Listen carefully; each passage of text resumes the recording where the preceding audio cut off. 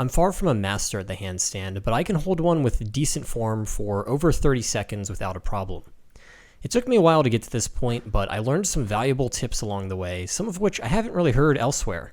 Probably the most important thing to know is where you're trying to balance on your hands. You want to keep your weight here, under the knuckle joints.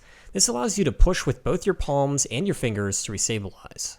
Second is how you get up into the handstand. There's a whole spectrum to this. On one end, you start in a crow pose and unfold yourself up into the handstand. This is the easiest way to do it in terms of skill, but requires the most strength and will exhaust your shoulders faster. On the other end of the spectrum is starting with your arms locked out and kicking up.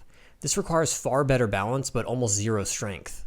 The big tip here, though, is that in any case, you should begin with your center of mass above your hands. In the crow pose, it's trivial, but if you're starting with your arms locked out, or near locked out, you're going to have to lean your shoulders substantially in front of your hands, further than what might be intuitive. From here, you gently kick up and straighten out. Once you're up in the handstand, what feels straight to you is probably not actually straight. If your legs are actually straightened out relative to your torso, they're probably going to feel bent forward. From here, you can get your shoulders lined up with your hands and let your head come down. This is the hardest regular form of a handstand to hold, and I don't practice it much because I'm not a gymnast and I really don't have a reason to do this. Now about recoveries and landings.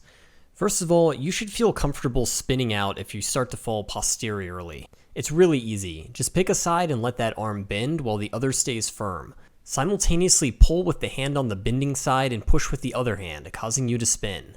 Now just put your bendy side foot down to land. Again, you should be balanced under the knuckle joints, which should allow you to keep yourself upright, but if you begin to fall, it is possible to recover.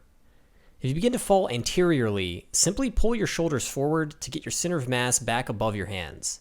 In the worst case, you end up parallel to the ground in a bent arm planche. If you begin to fall posteriorly, usually it's easy to pull yourself back with your fingers. Other than that, you can walk forward or spin out. People who are more skilled can probably recover from this without walking, but I'm not that good.